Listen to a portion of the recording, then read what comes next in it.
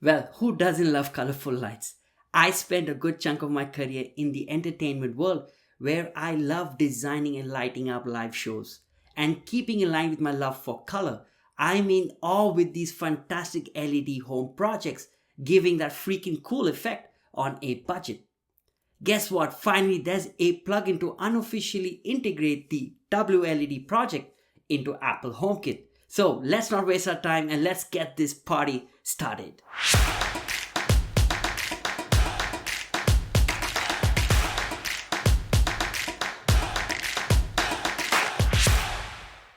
Hello and welcome to my channel. And if you are new over here and into HomeKit DIY, then there are tons of plugin tutorial videos that I have done. So please feel free to take a look and don't feel shy to like, share and subscribe to always follow along. First things first, I will be hosting a free live class on how to build, manage and maintain your home computer network. So you're always guaranteed with that smart home experience and all of your devices are connected and communicating correctly. So please check out the link in the description and sign to get that invite from me. Now, this LED project is a fast and feature-rich implementation of an ESP8266 or ESP32 web server to control addressable LED strips. This project is going to be a big part of my new home build, which is going to start soon. Besides that, this project itself has many features. Modern UI with color effects and segment controls, over 100 special effects, fast LED noise effects and 50 palettes, and it's also got a iOS and Android apps to control the LED strips. Now, those are some of them. The detailed feature list is right here and I have left the link in the description as well. Now, why choose this project over out-of-the-box solutions? 1. Well, you simply love doing DIY projects. 2. High power LEDs and brightness. You can literally build a complete lighting show for your home. In fact, this is at 75% brightness. And lastly, affordable HomeKit solution. You can stretch that dollar and get that value for money as well. Now in this tutorial, we will only go through with the basic WLED configurations and focus more in configuring the plugin and exposing the device into Apple HomeKit. We will be able to configure and control the LED strip, the effect switches and speed in Apple HomeKit. Now for all of this to work, I will be using a NodeMCU version 3, a 3D printed case, a 5-meter 60 LED WS2812B black PCB LED strip, a 5-watt 20 ampere 100-watt power supply, and I'll be using the Hoops box with the version 4 software. You can also do it with Homebridge as well. Now don't worry, all of these links will be in the description. As usual, I've broken down the video into 5 parts with their timestamps in the description. There. 1. The project overview. Lots of tips and guides in that documentation that I will show you. 2. We're going to flash the firmware into the NodeMCU and also understand the different types. Then we're going to see all about the 3D case, followed by the wiring, and then we're going to go into the plugin configuration. So, hope you're ready and let's begin with this tutorial. Now, first things first. Let's take a look at the WLED project website and you will get a complete understanding of how it works and what it takes to put the entire project together. Now this is the link of the WLED project. It is done by AirCookie, the name of the developer, and if you scroll down to the page, you will see all of the features that I highlighted, some of them in the opening of the video, all of the supported light control interfaces, and I mentioned about the apps as well. And you can also add this to the Hyperion project, which you will also see later in this channel, integrating it with Apple HomeKit. And then from there, you'll also see all of the quick start guide and documentation, plus all of the compatible LED strips. Now, the most commonly used is the WS812B 5 volt, and the company that they typically buy from is BTF. It looks like that this company is a gold standard in LED strips. Most of the YouTube videos are using it. I went ahead and bought the same one, and the link is in the description. You can go and see a variety of LED strips that they offer. Now back to the link. Over here, you're going to see all of the compatible fans and accessories as well. Now, when we scroll back onto the top, there are two important links to click. One is the version, which I'm going to open up in the next window, and the wiki. Now, within the wiki itself, you are going to see a full page dedicated to all of the tutorials and resources. I must assure you, go through this, spend a little time, and you will be able to put it all together. And the first video I recommend is from this one, Dr. Ziz. He's the gold standard of integrating these strips into Home Assistant and as well as other platforms. You want to make sure you want to go through the Wikipedia. In this, there are a lot of guides, videos, articles. It makes it a lot more easier to integrate this project into Apple HomeKit and even for your home use as well. And you also get some digital LED knowledge all about LEDs and all of the common mistakes, how to avoid them. And this is where the WLED version is, which we will go and download later as well. And let's take the opportunity. So in my case, we are going to go ahead and download this ESP826.bin. So from here, what we're going to do is we're going to go now and flash the NodeMCU V3 that I have. Now, this is the NodeMCU V3 that I have, and there are two types of NodeMCUs. You're going to typically hear the 8266 as well as the ESP32. Now, what is the difference between the two? The ESP32 is a little bit more advanced chipset. It has got also Bluetooth functionality in it. The one that we are using is the ESP8266. It's on the cheaper side, and it only has Wi-Fi. So for this project, typically for these WLED projects, ESP8266 version 3 is more than enough to have and control these lights. But even with the ESP8266, there are two different types of versions that I will show you right now. So with the NodeMCU V3, you have this CH340, which is the main component is a little bit different than the CP2102 over here. So that's the only noticeable difference that we see over here. The one I have is the CP2102. It's been working fantastically. So either ways, you will still be able to control these LEDs. Now to flash this device, all you have to do is get a micro USB cable. You're going to connect one end into it. And then I'm just going to protect it over here on this small sponge. And then the other end, you're going to plug it into your USB port. This is the link for the NodeMCU PY flasher. So if you go to releases, you can download the version over here. So I've gone ahead and downloaded over here. So all you got to do is click on reload. You should see over here. And then you want to go ahead and load the file. So in this case, this is the file that we downloaded. We're going to click on open, and all we have to do is click on flash NodeMCU. So while the flashing is going on, you will see some blue light activity on the card, and give it a couple of seconds, you should see a successful message.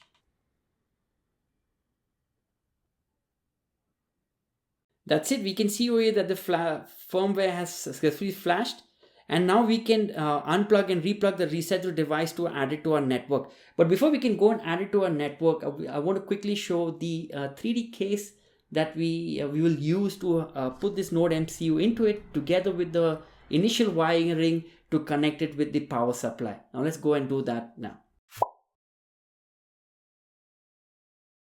I'm not sure if you're aware of this site called thinkiverse.com, and here you're going to see a lot of fantastic 3D cases done by awesome people that you can use in your daily projects. So in this case, I came across this case over here, and it fits very well. It's very easy to put all of the cables that I wanted to manage under it instead of putting it in a soap box. So I've added this link in the description. You can go and download it, and the ones that I used was the top and the bottom first two files, the version 2, sorry, it was the version 2 files over here. So I took these two files and printed this case. The print was very straightforward, had a buddy of mine to do it. This is a quick 30 seconds of how the entire process took place. And I was very satisfied with the entire product, so much so that I'm going to be getting more to put this into my new smart home project. Now quickly, a quick overview of it after printing. So this is what the case looks like. You get that opening for the Wi-Fi card as well as for the reset and the other option over there. Plus there are pin holes, and this is where the USB connector fits in, as well as the cable that would go into the WLED strip. So very handy. Now internally you will see that over here you can without any soldering you can push in the cables over there, since they're very fine. So the first one is for the power, then is for the ground, followed by the data cable that's over there. So the pins are D4, Win and ground. Let's go and insert the NodeMCU into the 3D case. So you want to align this slowly or with all of the pins so you don't damage them, and then you want to gently press it into place. So the first time is going to be a little bit hard, but a slow alignment and push it in. Now you also want to make sure whilst you're pushing there could be some loose contacts. You can use hot glue to keep those cables in place, and once it's gently pushed in you want to make sure it's flush with the case. So that's all the all-round view of the casing. And now let's go ahead and put the cover on top, and you should hear 2 click sounds ensuring it's closed.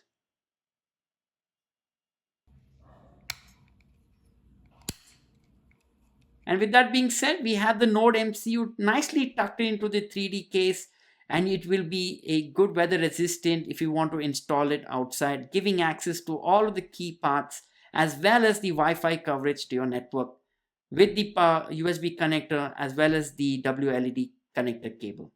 So from here, let's go now into the wiring. Well, the wiring is very straightforward. You want to make sure that you have a neutral wire. So we go insert the neutral wire, forward the power connectors going into the box. So the one I have over here is the 20 amps, 100 watts. And once the power is connected, you want to go ahead and put in the LED strip wires, so positive, negative. Since I've got one power supply with me, I will be powering up both ends of the LED strip to ensure that they get the maximum brightness and they get enough of power for the entire strip. So let's go and do that. So once that's completed, you want to go make sure you want to go and connect the NodeMCU to the rest of the LED strip. That's about it. And then from there, we will go ahead and now power the device. So once it's connected by the power, you should see a blue light in the NodeMCU. If you don't see it, you want to go ahead and make sure you press it in and connect it properly. So that's the blue light. Try closing the case again. I took almost 3 times to have this completed. Let's do it one more time. And there we are. Everything is working perfectly. So now we are good to go and have everything up and running and do the configuration. Now, when you power the device for the first time together with the NodeMCU, which is over here in blue light, as well as the LED strip, you'll see that only first one portion of it is lit up. So what we're going to do right now is we're going to add in the NodeMCU into our network, okay, and then from there we're going to quickly configure it, and from there we're going to go into the plugin configuration. So what we're going to do is first things first is add the NodeMCU. So we're going to select the WLED. You should see a pop-up coming up once it's connected, and you want to go to Wi-Fi settings. You want to put the name of your network, and if you want you could go and give a static IP address, but I'm going to leave it as it is, and I'm just going to click on save and connect. So give it a couple of seconds, almost 30 seconds for the configuration to take effect and to be added into your network. So what you want to go to do is once the connection is complete, you want to go and select it by its IP address. And there it is. So we see the WLED project over here. So what I'm going to do first thing first is I'm going to go to configuration. I'm going to go to Wi-Fi setup, and I'm going to give this a name. So I'm going to call it WLED front. Save and connect. So that's complete. Now we're going to go back again to config. We're going to go to LED preferences. And over here, this is the biggest tip that I would like to share with you on knowing what you need for the LED strips to work, what kind of power supply and all of that. So I would recommend you is just go ahead, get a NodeMCU first, all right? And so you want to get the right power consumption. So this is what you have to do. So in my cases, I've got a 5-meter strip, and each meter has 60 LEDs. So what I'm going to do is I'm going to multiply 60 into 5 meters. I have 300 LEDs. So I'm going to put in over here 300 LED count. You see over here, it tells you what is my amperes that I will require to power these LEDs. So this is a very good way. Go get yourself a NodeMCU version 3, flash it, put in the LED count that you intend to buy, and it will tell you what is the power supply estimated required to run the device. So it's a very handy tool. Just by investing $5, you know how much you need to power your LEDs. And once that's done, the second option I'm going to disable over here is the brightness limiter. Okay, and depending on your WLEDs, you want to select that, and then the color order. This is sometimes you want to change after setting up the WLED. And then you want to hit save. Now, the moment you hit save, you'll see that the entire LED strip is lit up. Very nicely, fantastically, it's lit up. So all of the 23 LEDs are lit up. Power supplied from both ends together the MCU. Now, let's go back over here. And what I'm going to do is I'm going to click on PC mode. Now, just to make sure if it's working correctly, so I'm going to be playing over here at the same time. So the colors.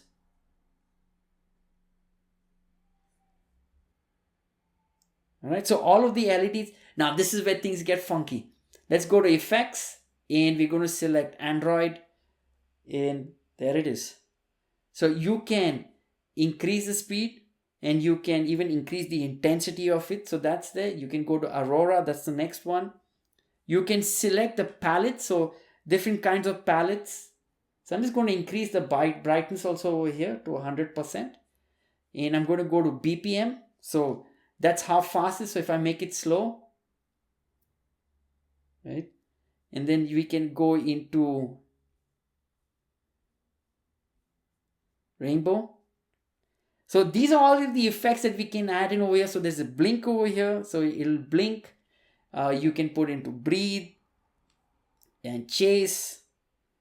So right now it's 100%, and you can see that we are able to control everything from the WLED web server application over here. We can go and add in some segments and all that. But we are right now here to add the same strip into Apple HomeKit. So what I'm going to do is I'm just going to lower down the brightness, and let's go and add it into Apple HomeKit. To do that, we're going to go into my hoops.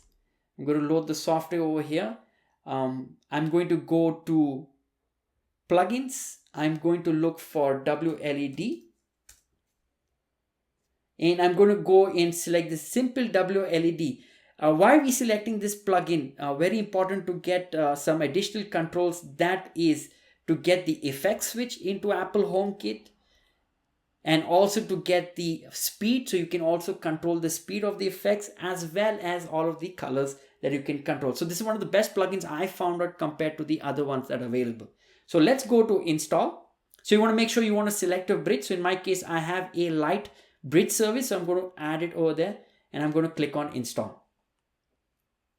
So we have the plugin already installed. So what I'm going to do is I'm going to go back to Safari, and I have a link that I saved with all of the configurations. So I'm just going to go to pastebin,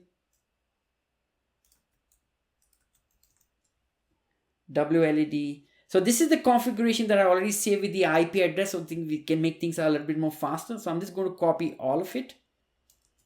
I'm going to go to the hoops. I'm going to go to advanced, and I'm going to go to light. So I'm just going to go ahead and paste the configuration. So what I'm adding in this configuration, I'm going to be adding the IP address, the host of the NodeMCU, all of the effects that I'd like to use.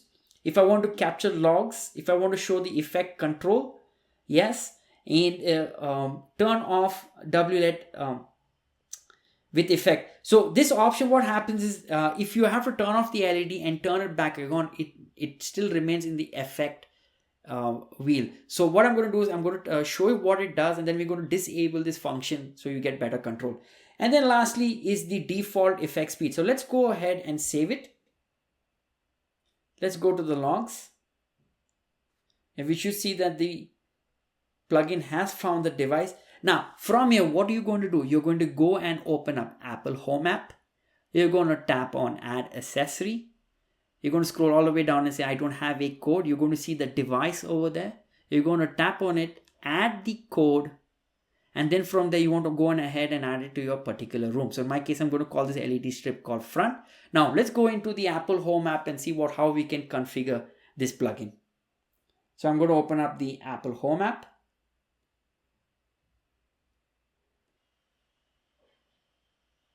Okay, so there it is. So what I'm going to do is I'm just going to move this to the side.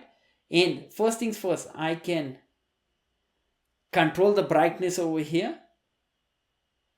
And I can turn off the effect. So with that option, we had enabled control with effect. So if I power it on over here, it goes into the effect.